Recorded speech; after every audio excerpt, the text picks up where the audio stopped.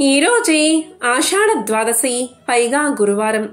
ఎంతో పవిత్రమైన విశేషమైన రోజు. ఈరోజు ఈ కథను వింటే చాలు జన్మల పాపాలు తొలగి కోటి జన్మల పుణ్యం వస్తుంది, సకల శుభాలు కలుగుతాయి. మరి ఆ కథ ఏంటో ఇప్పుడు ఈ వీడియోలో తెలుసుకుందాం. ఒకసారి బ్రహ్మర్షి నారదుడు ముల్లోకాల్లో తిరుగుతూ ఒకనాడు హస్తినాపురానికి వచ్చాడు. ధర్మరాజు ఎదురు వెళ్లి అర్ఘ్యపాద్యాదులతో నారదుణ్ణి సత్కరించి రాజమందిరంలోకి తీసుకువచ్చాడు. తన సోదరులు నలుగురిని సమావేశపరిచాడు. ఆ సమయంలో అక్కడ శ్రీకృష్ణుడు కూడా ఉన్నాడు. అందరూ నారదుడికి నమస్కరించి కూర్చున్నారు. కుశల ప్రశ్నలు అయ్యాయి. ధర్మరాజు నారదునితో ఏదైనా ఇహపర సాధనమైన వృత్తాంతం చెప్పమని, ధర్మ ప్రమోదం చెయ్యమని అభ్యర్థించాడు. అన్ని ధర్మ ప్రబోధాలు తెలిసిన నీకు భగవానుడైన శ్రీకృష్ణుడే అండగా ఉండగా చెప్పవలసినవి ఏమున్నాయి? అయినా అడిగావు కాబట్టి ఒక వృత్తాంతం చెప్తాను, శ్రద్ధగా విను అని నారదుడు ఇలా చెప్పడం ప్రారంభించాడు. పూర్వం ప్రహ్లాదుడు అడిగితే అజగ్రుడు చెప్పిన విశేషాలు ఉన్నాయి, అవి చెబుతాను వినండి అని చెప్పడం ప్రారంభించాడు. లోకతత్వాన్ని ప్రత్యక్షంగా దర్శించి తెలుసుకుందాము అనే అభిప్రాయంతో ప్రహ్లాదుడు సాధు సజ్జన బృందంతో బయలుదేరాడు. భూగోళమంతా సంచరిస్తూ వింతలు విడ్డూరాలు తెలుసుకుంటూ సహ్యాద్రి పర్వత ప్రాంతం చేరుకున్నాడు. అక్కడ కావేరీ నదిలో స్నాన సంధ్యలు గావించి నదీ తీరంలో ప్రకృతి సౌందర్యాన్ని చూస్తూ అల్లంత దూరాన నేలమీద పడుకుని ఉన్న ఒక మహర్షిని చూశాడు. ఆ మహర్షి శరీరం దుమ్ము కొట్టుకుని పోయి ఉంది. కాని శరీరం నుంచి దివ్య తపకిరణాలు పెళ్ళుబుకుతున్నాయి. ఎవరీ మహర్షి? ఎందుకు ఇలా నేల మీద పడి ఉన్నాడు? ఉలుకు పలుకు లేదు, కదలిక మెదలిక లేవు. సమీపంలో ఆశ్రమం కాని కుటీరం కాని లేదు. ఇది ఏమైనా వ్రతమా లేక నియమమా లేక ఇంకేదైనా ఉందా? తెలుసుకుందామని ఆ మహర్షి పాదాల చెంత కూర్చున్నాడు ప్రహ్లాదుడు. పాదములకు శిరస్సు ఆంచి నమస్కరించాడు. మృదువుగా ఆ పాదాలను తన ఒడిలోకి తీసుకుని మెల్లమెల్లగా ఒత్తుతూ మహానుభావా అని భయం భయంగా పలకరించాడు ప్రహ్లాదుడు. ఆయన మెల్లమెల్లగా కన్నులు తెరిచి ప్రహ్లాదుని వంక ఏమిటి అన్నట్లు చూశాడు. ప్రహ్లాదుడు అప్పుడు ధైర్యం తెచ్చుకుని ఇలా అడిగాడు, మహానుభావా, ఏమిటి మీరు ఇలా నేలపై పడున్నారు? శరీరమంతా దుమ్ముతో కప్పిపోయి ఉంది. అంటే మీరు చాలా కాలంగా ఇలా నిశ్చేష్టులై ఉన్నారన్నమాట. ఇది ఏమైనా వ్రతమా లేక నియమమా? చాలా చిత్రంగా ఉందే. లోకంలో ఏ ప్రయత్నమూ చేయకుండా మనిషికి ధనం లభించదు. ధనం లేకపోతే భోగాలు లేవు. అవి లేకపోతే శరీరం సముజ్వలంగా నిలిచి ఉండదు. ఇవన్నీ వదిలి మీరిలా రోజుల తరబడి నేలమీద పడి నిద్రపోతున్నారు. అయినా మీ దేహం సముజ్వలంగా ప్రకాశిస్తుంది. ఇది చాలా ఆశ్చర్యకరం. దయచేసి మీ వింత పద్ధతికి కారణమేమిటో తెలియచేయండి. ఎందుకిలా పడున్నారో చెప్పండి అన్నాడు ప్రహ్లాదుడు. అప్పుడు ముని ఇలా సమాధానం చెప్పాడు. ప్రహ్లాదా, నిజంగా నీకు తెలియకనే అడుగుతున్నావా? నీవు శ్రీహరిని మెప్పించిన భక్తుడవు, తత్వవేత్తలలో అగ్రగణ్యుడవు. సత్ప్రవర్తనలో నీకు నీవే సాటి. ప్రవృత్తి నివృత్తి ఫలములను ఆధ్యాత్మిక దృష్టితో చూడగలవాడివి. అలాంటి నువ్వు ఈ ప్రశ్న వేయడం నాకు చాలా ఆశ్చర్యంగా ఉంది. అయినా అడిగావు కాబట్టి చెబుతాను. దీనివల్ల నీకు నాకు ఆత్మశుద్ధి కలుగుతుంది. ఆలకించు అన్నాడు ఆ మహర్షి. కర్మలు ఆచరిస్తూ వాటి వల్ల కలిగే జన్మల ఫలాలు చూస్తూ ఈ సుడిగుండంలో తిరిగి తిరిగి విసిగిపోయాను. ఇప్పుడు మానవ జన్మ ఎత్తాను. ఇది స్వర్గ మోక్షాలకు ద్వారసీమ. ఇక్కడ పాపకర్మలు ఆచరిస్తే జంతు జన్మ లభిస్తుంది. పాపపుణ్యాలు రెండూ చేస్తే మనుష్య జన్మ లభిస్తుంది. దుఃఖాలను తొలగించుకోవడానికి, సుఖాలను పొందడానికి మనుషులు ఏవేవో కర్మలు చేస్తూ ఉంటారు. వాటితో లభించే అనుకూల వ్యతిరేక ఫలాలను పొందుతూ ఉంటారు. అసలు ఫలానుభవమే వద్దని అనుకున్నవాడు అసలు కర్మల్ని ఆచరించవలసిన పనేముంది?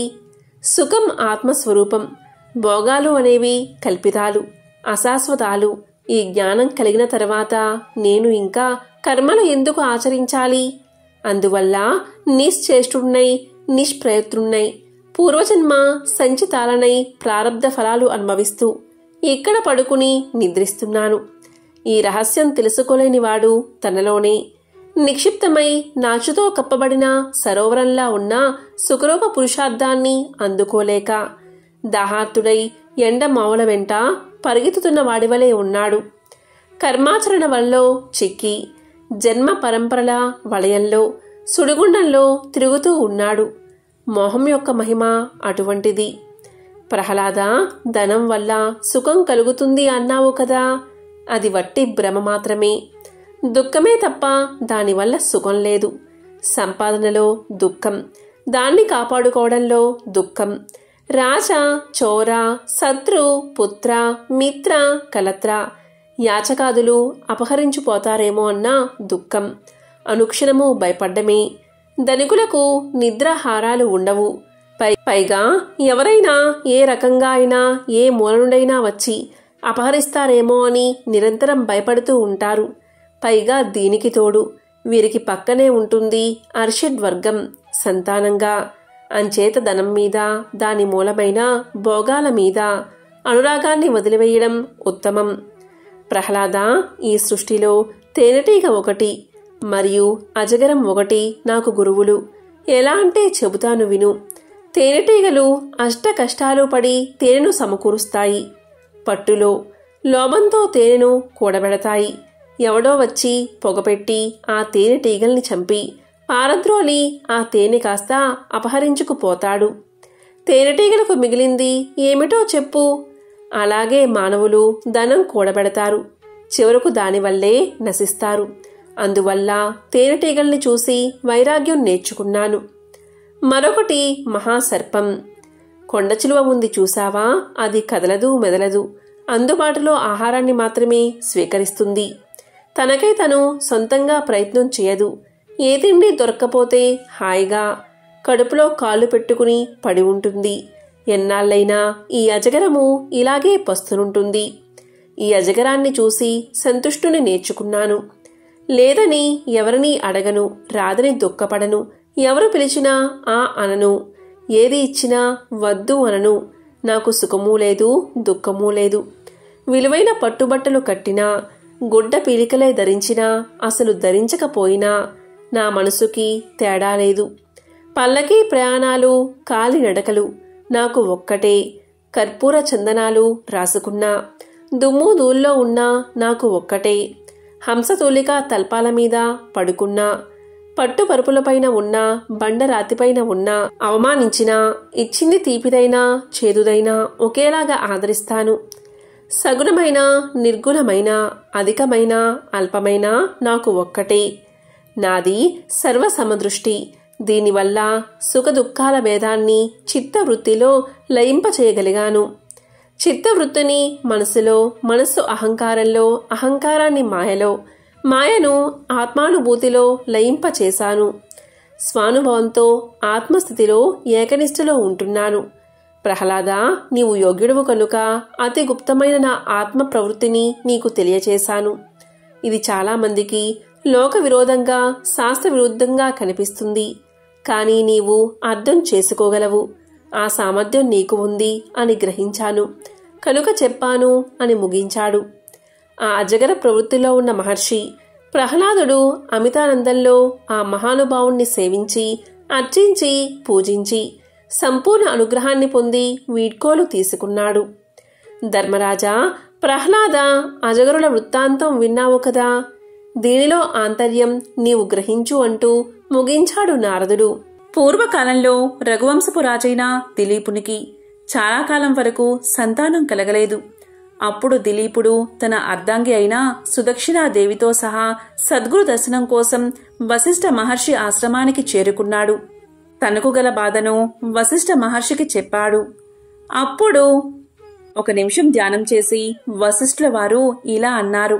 నాయనా, నీవొకసారి దేవేంద్ర లోకం వెళ్లి తిరిగి వస్తున్నప్పుడు కల్పవృక్ష ఛాయలో ఉన్న కామధేనువును గమనించలేదు.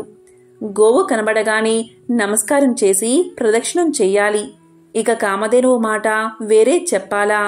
సర్వధర్మాలు తెలిసిన నీవు అప్పుడు ఋతుస్నాత అయిన నీ భార్య దగ్గర ఉండాలి అన్న ధర్మాన్ని పాటించే తొందరలో వేగంగా నీ మందిరానికి చేరుకుందామని వస్తూ ఉన్నావు.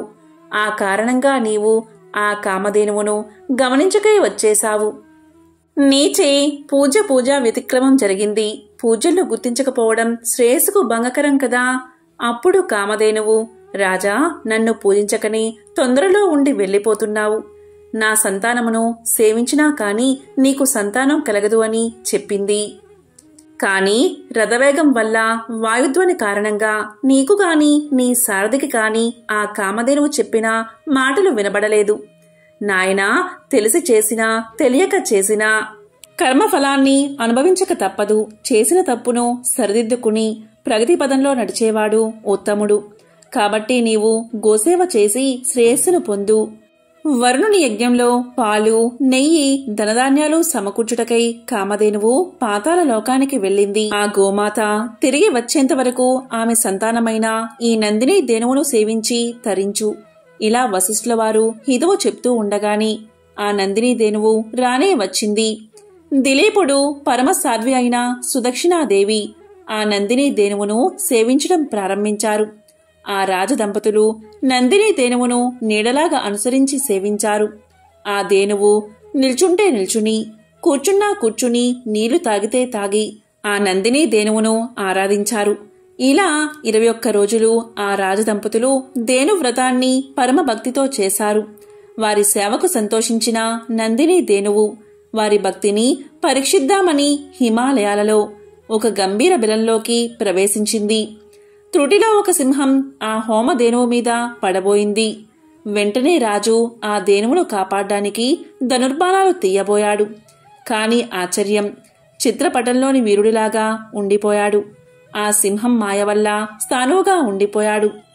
ప్రగల్భంగా అప్పుడు సింహం ఇలా పలికింది, రాజా, గిరిజాధిపతి ఆజ్ఞ పొంది నేనీ పరిసరాల్లో విహరిస్తున్నాను. శివకింకరుడును. నా మీద నీ శక్తులేమీ పనిచెయ్యవు. నేను మామూలు సింహాన్ని కాదు. ప్రతిరోజు పరమేశ్వరుడు నందిని ఆరోహించేటప్పుడు నన్ను పాదపీఠికగా వినియోగించి అనుగ్రహిస్తాడు. నేను నికుంభమిత్రుడైన కుంభోదరుడును. పార్వతీదేవికి పుత్రప్రాయమైన ఈ దేవదారు వృక్షాన్ని కాపాడడానికి పరమశివుడు నన్నిక్కడ నియమించాడు. ఈ ప్రాంతానికి వచ్చే ఏ మృగాన్నైనా భక్షించే అధికారం నాకు ఉంది. నా పరాక్రమం, బాహుబలం వృధా అవుతున్నాయే. ఈ నందిని ధేనువును కాపాడలేకపోతున్నాని అని అనుకుంటున్న రాజు, నేను కుంభోదరుడను, శివ కింకరుడను అన్న మాటలు వినగానే కొంచెం కుదుటపడ్డాడు. భగవత్ శక్తి ముందు మానవ శక్తి అతి అల్పమే కదా అని అనుకున్నాడు.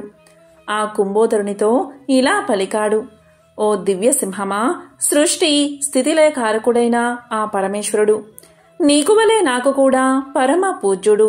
కాని హోమధేనువైన ఈ నందిని కాపాడ్డం ధర్మమే కదా. మనిద్దరికీ శ్రేయోదాయకమైనది చెప్తాను.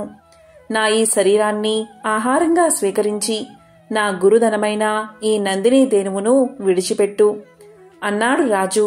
ఇది వినగానే కుంభోదరుడు నవ్వి, ఓ రాజా, నీవు చాలా మూఢుడివలే ఉన్నావు. నీవు ఈ భూమండలానికి ఏకఛత్రాధిపతివి. యవ్వనంలో ఉన్న మన్మథాకారుడవి. ఒక్క గోవు కోసం అన్నీ వదులుకుంటావా? అల్ప కారణానికి అధిక మూల్యం ఎందుకు చెల్లిస్తావు?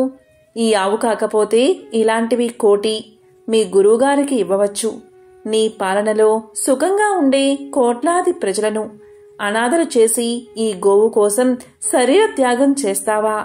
నీకు ఎట్టి అపకీర్తి రాదు, గురుద్రోహం అంటదు అని పలికాడు. దిలీపుణ్ణి ప్రలోభ పెడదామని. అది విని ధర్మాత్ముడైన దిలీపుడు, ఆపద నుంచి రక్షించేవాడే క్షత్రియుడు, అంటే క్షత్రము నుంచి రక్షించేవాడే క్షత్రియుడు. అట్లు చెయ్యనివాడు రాజు ఎలా అవుతాడు? అదీ కాక ఎదురుగా హింస జరుగుతూ ఉన్నా కాపాడకుండా చూస్తున్నా ప్రాణాలు ఎందుకు? ఓ శివకింకరుడా, నీవు దేవతామూర్తివి. నా శరీరాన్ని స్వీకరించి ఈ ధేనువును విడిచి నా ప్రార్థన మన్నించు అని పలికాడు మహారాజు. ఎలాగో చివరికి ఒప్పుకున్నది సింహం. స్థానువుగా ఉన్న రాజు మామూలుగా కదలగలిగాడు. తన్ని తాను సింహానికి అర్పిద్దామని మోకాళ్లపై కూర్చుని తల వంచుకుని సింహం వేటుకై ఎదురు చూస్తున్న దిలీపుడి మీద పుష్పవృష్టి కురిసింది. నందిని ధేనువు అప్పుడు దివ్య ఆకృతి దాల్చి ఇలా పలికింది. రాజా, వశిష్ఠ మహర్షి తపశక్తి వల్ల నన్ను ఈ సింహమే కాదు, విశ్వంలో ఏ శక్తి హాని కలిగించలేదు. నిన్ను పరీక్షిద్దామని ఇలా చేశాను. నీ భక్తితో నన్ను మెప్పించావు. దివ్యమైన నా క్షీరాన్ని స్వీకరించు, సంతానవతుడి అవుతావు అన్నది నందిని ధేనువు. అప్పుడు ధర్మజ్ఞుడైన దిలీపుడు ఇలా అన్నాడు. తల్లి, నీ కరుణ అమోఘం. నన్ను నా అర్ధాంగిని ధన్యుల్ని చేశావు. లేగదూడా నీ పాలకై ఎదురుచూస్తుంది. మహర్షులు యజ్ఞార్థం నీ క్షీరానికై నిరీక్షిస్తూ ఉంటారు. వారు తీసుకున్న తర్వాత మిగిలిన దానిలో 6వ వంతు తీసుకుంటాను.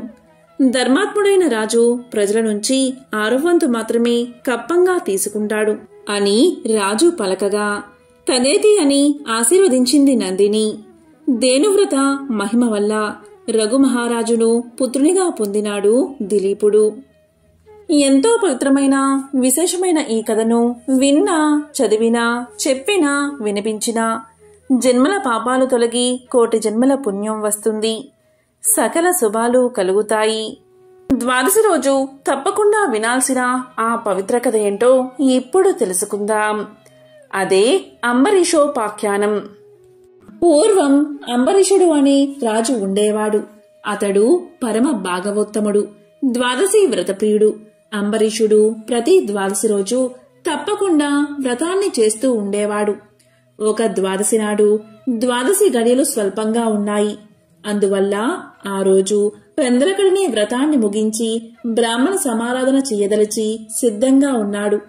అదే సమయానికి అక్కడకు కోప స్వభావుడైన దూర్వాసుడు వచ్చాడు. అంబరీషుడు ఆ మున్ని గౌరవించి ద్వాదశి గడియల్లో పారాయణ చెయ్యాలి కాబట్టి త్వరగా స్నానానికి వెళ్లి రమ్మని కోరాడు. దూర్వాసుడు అందుకు అంగీకరించి సమీపంలో ఉన్న నదికి స్నానానికై వెళ్లాడు. అంబరీషుడు ఎంతసేపు వేచి ఉన్నా దూర్వాసుడు రాలేదు. ద్వాదశి గడియలు దాటిపోతున్నాయి. అందుచేత అంబరీషుడు తనలో తాను ఇలా అనుకున్నాడు. ఇంటికొచ్చిన దూర్వాసుణ్ణి భోజనానికి రమ్మన్నాను. ఆ ముని నదికి స్నానానికి వెళ్లి ఇంతవరకు రాలేదు. బ్రాహ్మణులకు ఆతిథ్యమిస్తానని మాట ఇచ్చి భోజనం పెట్టకపోవడం మహాపాపం. అది గృహస్థునకు ధర్మం కాదు. ఆయన వచ్చే వరకు ఆగితే ద్వాదశి గడియలు దాటిపోతాయి. వ్రత భంగం అవుతుంది. ఈ ముని మహాకోపస్వభావం కలవాడు. ఆయన రాకుండా నేను భోంచేస్తే నన్ను శపిస్తాడు. నాకేమీ తోచడం లేదు. బ్రాహ్మణ భోజనాన్ని అతిక్రమించరాదు. ద్వాదశి గడియలు మించిపోకూడదు. గడియలు దాటిపోయిన తర్వాత భోంచేస్తే హరిభక్తిని వదిలినవాడవుతాను. ఏకాదశి నాడు ఉన్న ఉపవాసం నిష్కలం అవుతుంది. ద్వాదశి విడిచి భోంచేస్తే భగవంతునకు భోజనం చేసిన దుర్వాసుడుకు కోపం వస్తుంది. అదీ కాక ఈ నియమాన్ని నేను అతిక్రమిస్తే వెనుకటి జన్మయందు చేసిన పుణ్యం నశిస్తుంది. దానికి ప్రాయచిత్తం లేదు అని ఆలోచించి బ్రాహ్మణ శాపానికి భయం లేదు. ఆ భయాన్ని శ్రీ మహావిష్ణువే పోగొట్టగలడు. కాబట్టి నేను ద్వాదశి గడియల్లో భోజనం చేయడమే ఉత్తమం. అయినా పెద్దలతో ఆలోచించడం మంచిది అని సర్వజ్ఞులైన కొందరు పండితుల్ని పిలిచి వారితో ఇలా పలికాడు. ఓ పండిత శ్రేష్ఠులారా, నిన్నటి దినమున ఏకాదశి అవడం వల్ల నేను కటిక ఉపవాసం ఉన్నాను. ఈరోజు స్వల్పంగా మాత్రమే ద్వాదశి గడియలు ఉన్నాయి. ద్వాదశి గడియల్లోనే భోజనం చెయ్యాలి. ఇంతలో నా ఇంటికి దుర్వాస మహాముని వీచేశారు. ఆ మహామునిని నేను భోజనానికి ఆహ్వానించాను. అందుకు ఆయన అంగీకరించి నదికి స్నానార్థమై వెళ్లి ఇంతవరకు రాలేదు. ఇప్పుడు ద్వాదశి గడియలు దాటిపోతున్నాయి. బ్రాహ్మణుణ్ణి వదిలి ద్వాదశి గడియల్లో భోంచెయ్యవచ్చా, లేక వ్రత భంగాన్ని సమ్మతించి ముని వచ్చే వరకు వేచి ఉండాలా? ఈ రెండిటిలో ఏది ముఖ్యమైనదో తెలపండి అని కోరాడు. అంతటా ఆ ధర్మజ్ఞులైన పండితులు ధర్మశాస్త్రాలు పరిశోధించి విమర్శ ప్రతివిమర్శలు చేసుకుని దీర్ఘంగా ఆలోచించి ఇలా పలికారు. మహారాజా, సమస్త ప్రాణికోటిలా గర్భకుహ్రమందు జఠరాగ్ని రూపమున రహస్యంగా ఉన్న అగ్నిదేవుడు ఆకలిని పుట్టించి ప్రాణుడు భుజించిన చతుర్విధ అన్నమును పచనం గావించి దేహేంద్రియాదులకు శక్తిని ఇస్తున్నాడు. ప్రాణవాయువు సహాయంతో జఠరాగ్ని ప్రజ్వరిల్లుతుంది. అది చెలరేగిన క్షుద్బాధ దప్పిక కలుగుతుంది. ఆ తపము చల్లార్చాలి అంటే అన్నము నీరు పుచ్చుకుని శాంతపరచాలి. శరీరానికి శక్తి కలగజేసేవాడు అగ్నిదేవుడు. దేవతలందరికంటే అధికుడై దేవపూజ్యుడు అయ్యాడు. ఆ అగ్నిదేవుణ్ణి అందరూ సదా పూజించాలి. గృహస్థు ఇంటికి వచ్చిన అతిథి కడజాతి వాడైనా భోజనం పెడతానని చెప్పి వానికి పెట్టకుండా తినరాదు. అందులోనూ వేదాంగ విద్యా విశారదుడు మహాతపస్సాలి సదాచార సంపన్నుడు అయిన దూర్వాస మహాముని భోజనానికి పిలిచి అతనికి పెట్టకుండా తాను భోంచేయడం వల్ల మహాపాపాలు కలుగుతాయి. అందువల్ల ఆయుక్షీణం కలుగుతుంది. దూర్వాసుడంతటి వాణ్ణి అవమానం చేస్తే పాపం సంప్రాప్తమవుతుంది అని విశదపరిచారు. అంబరీష, పూర్వజన్మలో కించిత్ పాప విశేషం వల్ల నీకీ అనర్థం వచ్చింది. నీ బుద్ధిచే దీర్ఘంగా ఆలోచించి నీకు ఎలా అనిపిస్తుందో అలాగే చెయ్యి. ఇక మాకు సెలవు ఇప్పించు అని పండితులు పలికారు. అంతా అంబరీషుడు ఇలా అన్నాడు. ఓ పండితోత్తములారా, నా నిశ్చిత అభిప్రాయాన్ని ఆలకించి వెళ్ళండి. ద్వాదశి నిష్టను విడవడం కన్నా విప్రశాపం అధికమైంది కాదు. జలపానం చేయడం వల్ల బ్రాహ్మణుణ్ణి అవమానపరచడం కాదు, ద్వాదశిని విడవడమూ కాదు. అప్పుడు దుర్వాసుడు నన్ను ఎలా నిందిస్తాడు? నిందించడు. మొదట పుణ్యఫలం నశించదు కాబట్టి జలపానం చేసి ఊరుకుంటాను అని వారి ఎదుటే జలపానం చేశాడు. అంబరీషుడు జలపానం చేసిన మరుక్షణమే దూర్వాసుడు స్నాన జపాదులు పూర్తి చేసుకుని అక్కడికి వచ్చాడు. వచ్చిన వెంటనే ఆ ముని మహారౌద్రాకారుడై కళ్ళ వెంట నిప్పులు కక్కుతూ ఇలా అన్నాడు. ఓరి మదాందా, నన్ను భోజనానికి రమ్మని నేను రాకుండానే నువ్వు ఎలా భోంచేశావు? ఎంత దుర్మార్గము, ఎంత నిర్లక్ష్యము, ఎంతటి ధర్మ పరిత్యాగివి! అతిథికి అన్నం పెడతానని ఆశ చూపి పెట్టకుండా తాను తిన్నవాడు మలభక్షకుడు అవుతాడు. అలాంటి అధముడు మరుజన్మలో పురుగై పుడతాడు. నీవు భోజనానికి బదులు జలపానం చేశావు. అది భోజనంతో సమానమైనదే. నీవు అతిథిని విడిచి భోజనం చేశావు కాబట్టి నీవు నమ్మకద్రోహి అవుతావే కాని హరిభక్తుడివి ఎలా కాగలవు? శ్రీహరి బ్రాహ్మణ అవమానాన్ని సహించడు. నన్ను అవమానించడం శ్రీహరిని అవమానించడమే. నీవంటి హరినిందాపరుడు మరియొకడు లేడు. నీవు మహాభక్తుడవని అతి గర్వం కలవాడవై ఉన్నావు. ఆ గర్వంతోటే నీవు నన్ను భోజనానికి ఆహ్వానించి అవమానపరిచి నిర్లక్ష్యంగా జలపానం చేశావు. అంబరీష, నీవు ఎలా పవిత్ర రాజకుటుంబంలో పుట్టినావురా? నీ వంశం కలంకం కాలేదా అని కోపంతో నోటికి వచ్చినట్లు తిట్టాడు. అంబరీషుడు ముని కోపానికి గడగడా వణుకుతూ ముకులిత హస్తాలతో ఇలా అన్నాడు. మహానుభావా, నేను ధర్మహీనుడను. నా అజ్ఞానంచే నేనీ కార్యాన్ని చేశాను. నన్ను రక్షించండి. బ్రాహ్మణులకు శాంతే ప్రధానము. మీరు తపోధనులు, దయా దాక్షిణ్యాలు కలవారు కాబట్టి నన్ను కాపాడండి అని అతని పాదాలపై పడ్డాడు. దయాశూన్యుడైన దుర్వాసుడు అంబరీషుడి తలను తన ఎడమకాలితో తన్ని, దోషికి శాపం ఇయ్యకుండా ఉండరాదు.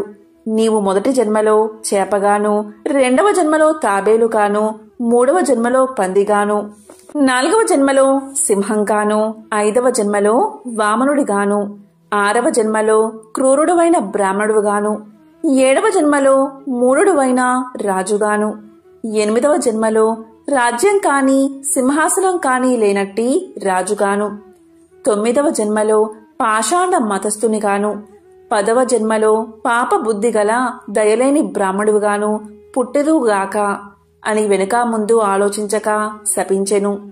ఇంకా కోపం తగ్గనందున మరలా శపించుటకు ఉద్యుక్తుడు అవుతుండగా శ్రీ మహావిష్ణువు బ్రాహ్మణ శాపం వృధా కాకూడదని తన భక్తునికి ఏ అపాయం కలగకుండా ఉండడానికి అంబరీషుని హృదయంలో ప్రవేశించి ఇలా పలికాడు.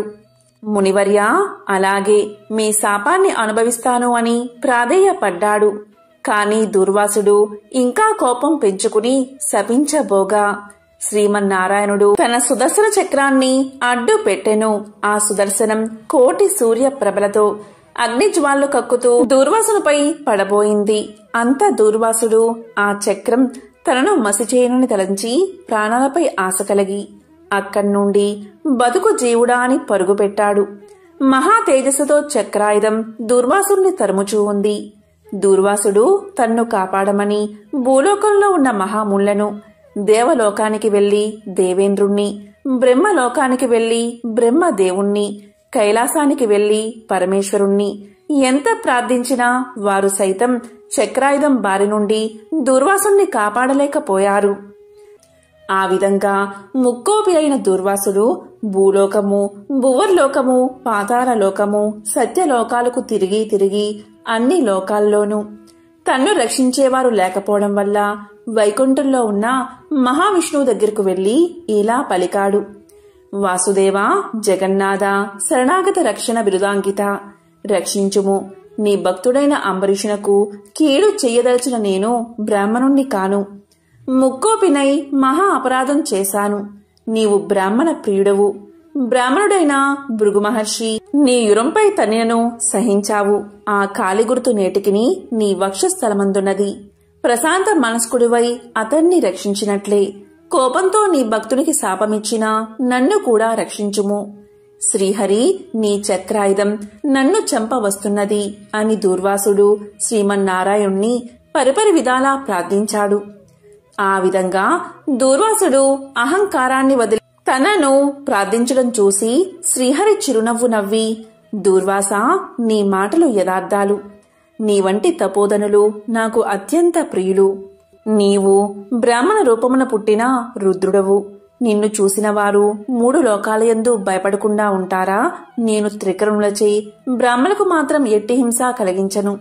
ప్రతి యుగమందున గో, దేవ, బ్రాహ్మణ, సాధు జనులకు సంభవించే ఆపదలను పోగొట్టడానికి ఆయా పరిస్థితులకు తగిన రూపాలు ధరించి దుష్ట శిక్షణ, శిష్ట రక్షణ చేస్తాను. నీవు అకారణంగా అంబరీషుణ్ణి శపించావు. నేను శత్రువుకైనను మనోవాక్కాయాలందు కూడా కీడు తలపెట్టను. ఈ ప్రపంచమందు కల ప్రాణి సమూహము నా రూపంగానే చూస్తాను. అంబరీషుడు ధర్మయుక్తంగా ప్రజాపాలన చేస్తూ ఉన్నాడు.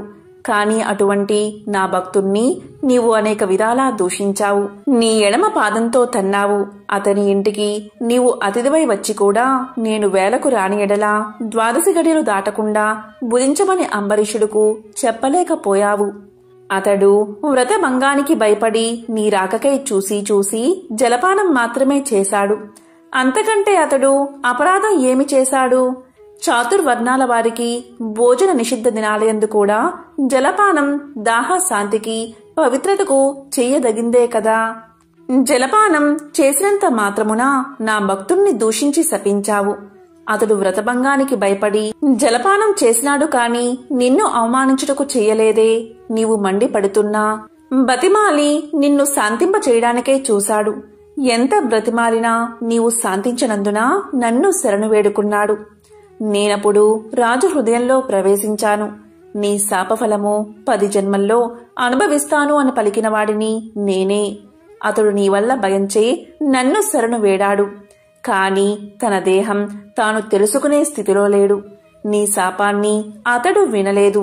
అంబరీషుడు నా భక్త కోటిలో శ్రేష్ఠుడు, నిరపరాధి, దయాశాలి, ధర్మ తత్పరుడు. అటువంటి వాడిని అకారణంగా దూషించావు. అతన్ని నిష్కారణంగా శపించావు. విచారించకు. ఆ శాపాన్ని లోకోపకారానికై నేనే అనుభవిస్తాను.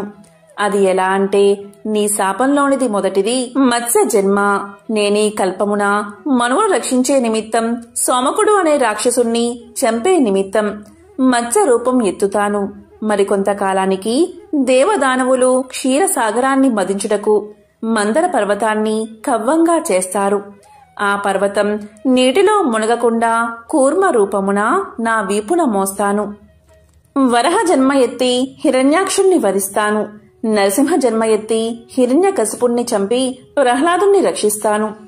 బలిచే స్వర్గం నుండి పారద్రోలబడిన ఇంద్రుడకు తిరిగి స్వర్గాన్ని అప్పగించడానికి వామన రూపమెత్తి బలిచక్రవర్తిని పాతాళ లోకానికి తొక్కేస్తాను. భూభారాన్ని తగ్గించడానికై క్షత్రియులను చంప బ్రాహ్మణునై జన్మించి భూభారాన్ని తగ్గిస్తాను. లోకకంటకుడైన రావణుణ్ణి చంపి లోకోపకారం చేయడానికి రఘువంశమున రాముడై జన్మిస్తాను. తరువాత యదువంశమున కృష్ణుడిగా, కలియుగమున బుద్ధుడిగా, కలియుగాంతమున విష్ణు చిత్తుడను విప్రుడి ఇంట కల్కి అనే పేరుతో జన్మించి గుర్రాన్ని ఎక్కి తిరుగుతూ బ్రహ్మద్వేషులందరినీ మట్టు పెడతాను. నీవు అంబరీషుడికి శాపరూపమును ఇచ్చిన 10 జన్మలు ఈ విధంగా పూర్తి చేస్తాను. ఈ విధంగా నా దశావతారాలను సదా స్మరించే వారికి సమస్త పాపాలు హరింపచేసి వైకుంఠ ప్రాప్తిని నొసంగుతాను. ఇది ముమ్మాటికి తథ్యము. ఓ దుర్వాసముని, నీవు అంబరీషుణ్ణి శపించిన విధంగా ఆ 10 జన్మలు నాకు సంతోషకరమైనవే. నేను అవతారాలు ఎత్తడం కష్టం కాదు. నీవు తపస్సాలివి. నీ మాటలకు విలువ ఇవ్వాలి. కాబట్టి అందుకే నేను అంగీకరించాను. బ్రాహ్మణుల మాట అసత్యమైతే వారికి గౌరవం ఉండదు. ఇటు భక్తులను కాపాడడం, అటు బ్రాహ్మణుల మాట తప్పకుండా ఉండడం నా కర్తవ్యం. నీవు అంబరీషుని ఇంట భోంచేయకుండా వచ్చినందుకు అతడు ఎంతో బాధపడి బ్రాహ్మణ పరివృతుడై ప్రాయోపవేశం మొనర్చాడు. ఆ కారణం వల్ల విష్ణు చక్రం నిన్ను బాధించాలి అనుకుంది. ప్రజారక్షణమే రాజధర్మం కాని ప్రజాపీడనం కాదు. ఒక బ్రాహ్మణుడు దుష్టుడైతే వాణ్ణి జ్ఞానులకు బ్రాహ్మణులే శిక్షించాలి. ఒక విప్రుడు పాపి అయితే మరొక విప్రుడే దండించాలి.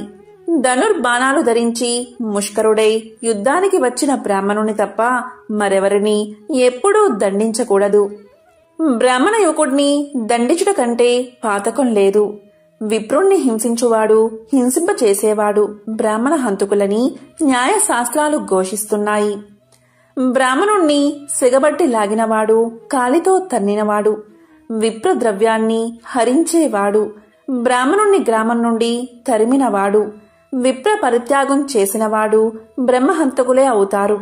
కాబట్టి ఓ దుర్వాస మహర్షి, అంబరీషుడు నీ గురించి తపస్సాలియు విప్రోత్తమును అయిన దుర్వాసుడు నా మూలాన ప్రాణ సంకటం పొందుతున్నా. అయ్యో, నేను బ్రాహ్మణ హంతకుడిని అయ్యానే అని పరితాపం పొందుతున్నాడు. కాబట్టి నీవు వేగమే అంబరీషుని దగ్గరకు వెళ్ళు. అందువల్ల మీ ఇద్దరికీ శాంతి కలుగుతుంది అని విష్ణువు దూర్వాసుడికి నచ్చచెప్పి అంబరీషుని వద్దకు పంపాడు.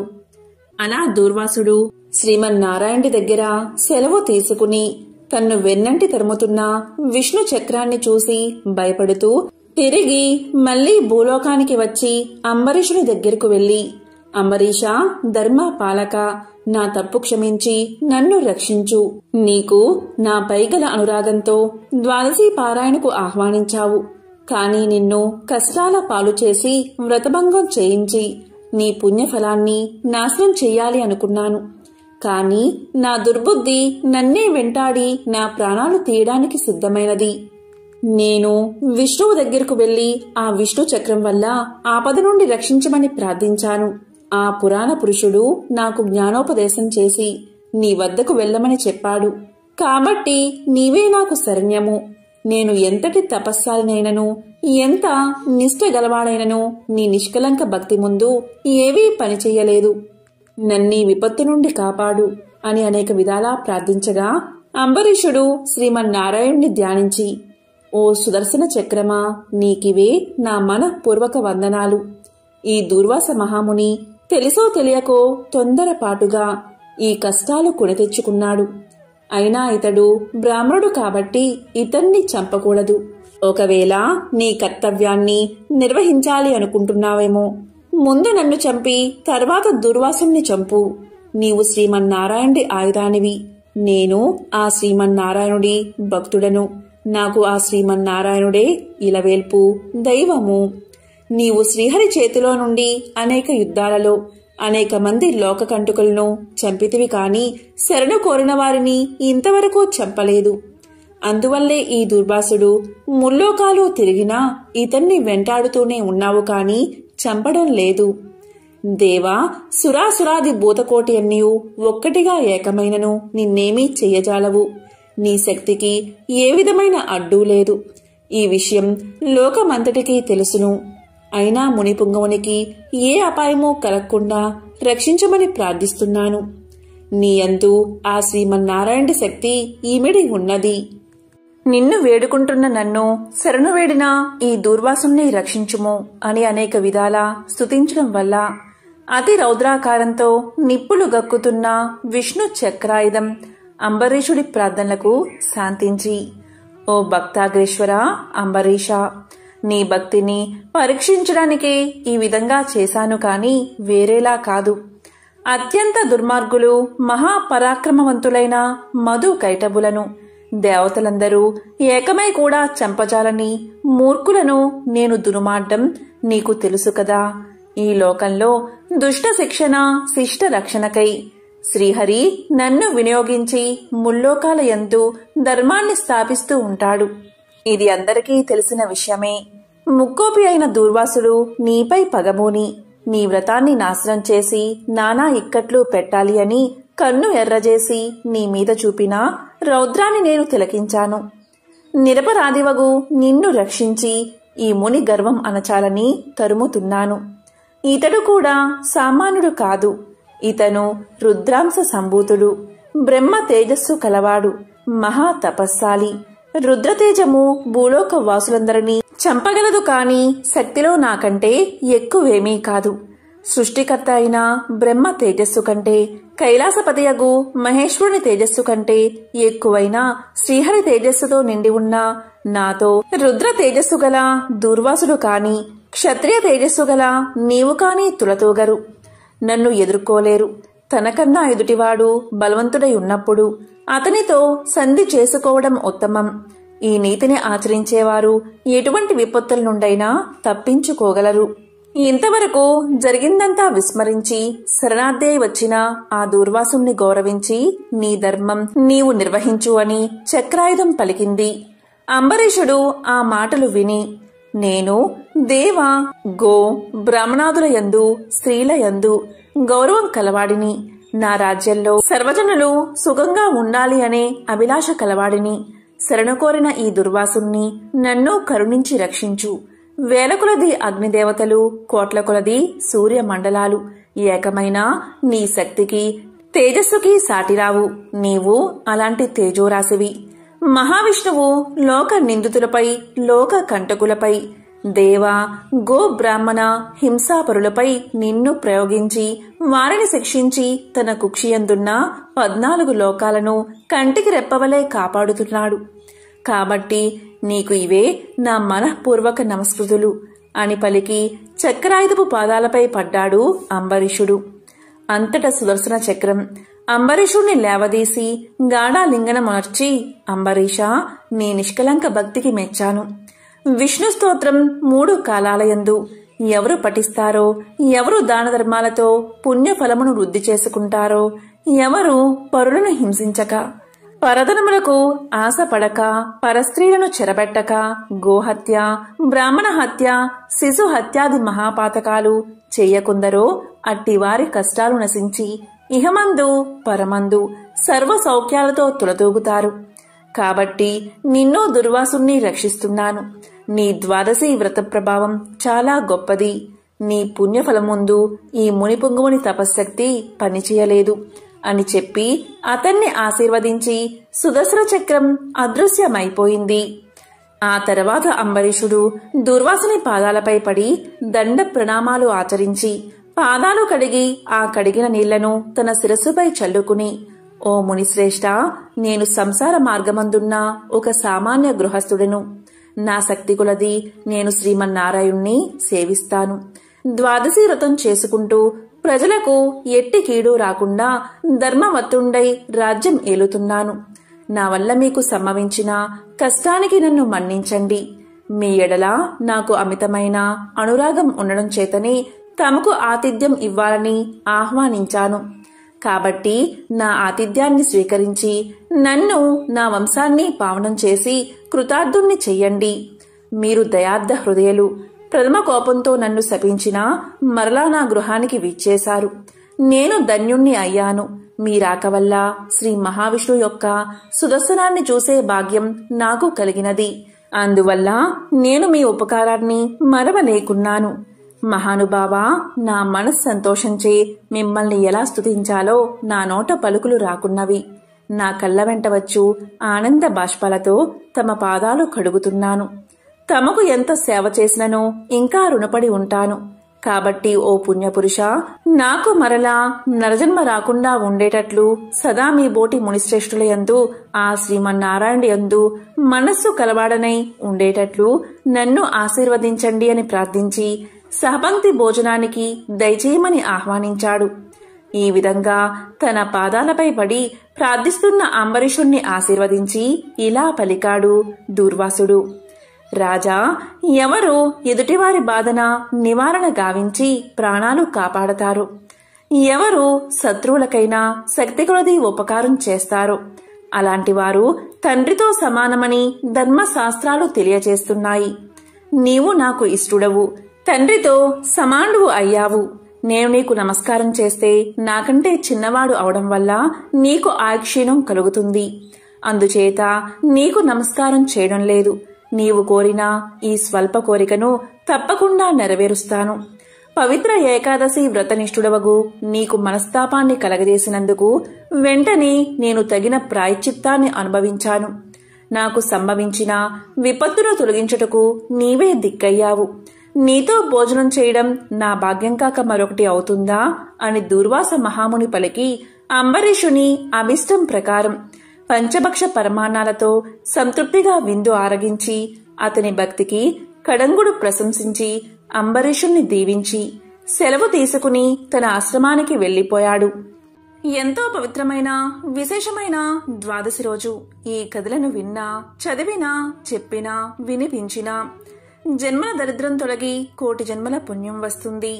సకల శుభాలు కలుగుతాయి. ఓం నమో నారాయణాయ. ఓం నమః శివాయ. ఓం శ్రీ మహాలక్ష్మియే నమః.